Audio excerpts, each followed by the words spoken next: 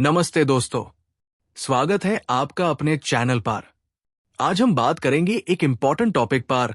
PTEC क्या है?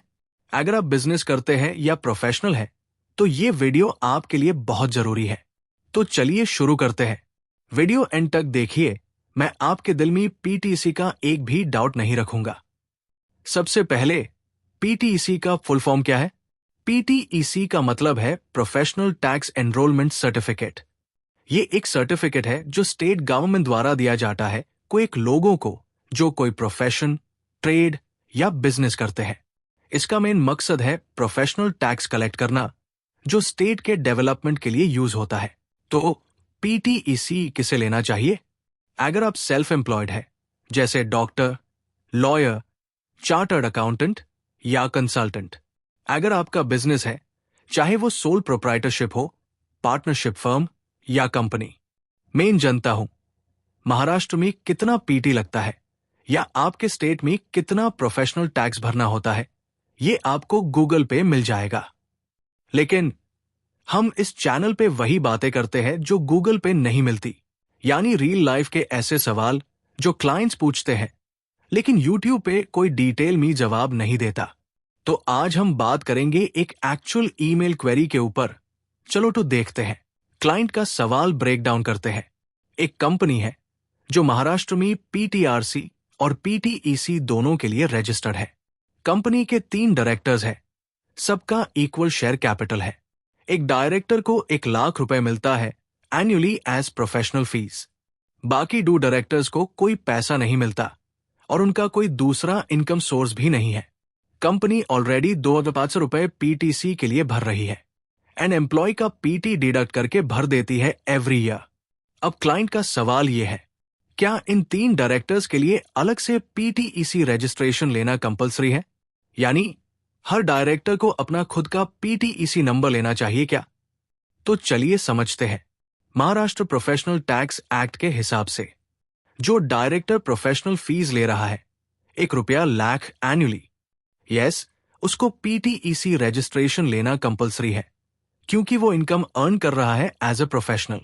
दूसरे जो डायरेक्टर्स हैं, जिनको कोई पैसा नहीं मिलता और कोई और इनकम भी नहीं है, उनके लिए पीटीईसी रजिस्ट्रेशन लेना मैंडेटरी नहीं है, क्योंकि उनके ऊपर कोई टैक्सेबल इनकम नहीं आ रही। और कंपनी के लेवल पे पीटीईसी रजिस्ट्रेशन लेना ऑलरेडी हो चुका है, तो वो कंप्लायंस के लिए सफिशिएंट है। No, the company does not need to obtain separate dealer registration for the directors. But the director who receives professional fees must obtain PTEC in his individual name and check if PT liability arises based on income. चलो दोस्तों, अब second question की तरफ बढ़ते हैं, जो कई लोगों का कॉमन डाउट होता है। कंपनी और डायरेक्टर्स दोनों को कितना प्रोफेशनल टैक्स देना पड़ता है साल भर में? जो भी कंपनी महाराष्ट्र में रजिस्टर्ड है, उसको professional tax enrolment certificate PTEC लेना होता है और एनुअली उसको 2,500 रुपए का फिक्स्ड पेमेंट करना होता है। अब बात करते हैं डायरेक्टर्स की।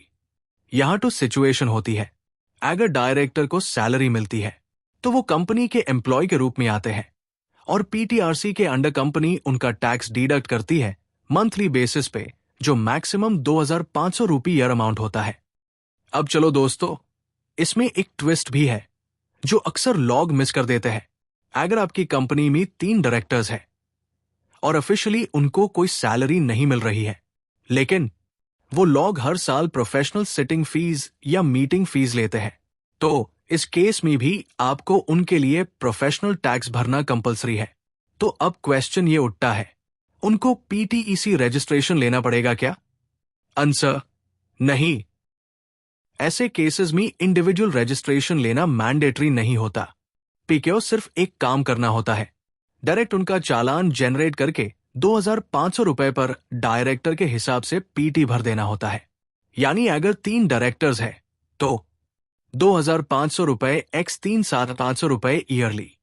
चालान बनते वक्त एक इंपॉर्टेंट चीज याद रखनी है, डायरेक्टर का पैन नंबर एंटर करना कंपलसरी होता है, तभी चालान वैलिडेट होगा।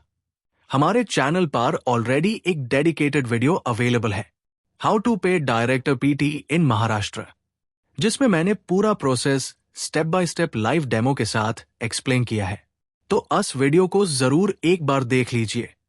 लिंक नीच डिस्क्रिप्शन में है। मिलते हैं नेक्स्ट वीडियो में, तब तक के लिए स्टे अपडेटेड, स्टे कंप्लायंट।